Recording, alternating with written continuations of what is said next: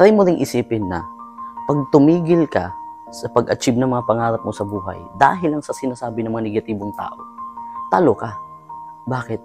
Kasi babalik ka na naman sa dati mong buhay, sa dati mong ginagawa. Ngayon, pag bumalik ka sa dati mong buhay, magre-reklamo ka na naman. Pag nagre-reklamo ka na, ang hirap ng buhay, maghahanap ka na naman ng panibagong opportunity at magsisimula ka na naman. Ang nangyayari tuloy sa iyo, marami kang nasisimulan pero wala kang natatapos. So it is very important na pag sinimulan mo, tapusin mo. Parang nanonood ka lang ng movie. Nung sinimulan mo, nalaman mo, siya nagsisimula. At nalaman mo rin ano yung mga challenges, problema na nalalagpasan niya. Ngayon, nung tinapos mo, ang ganda ng ending.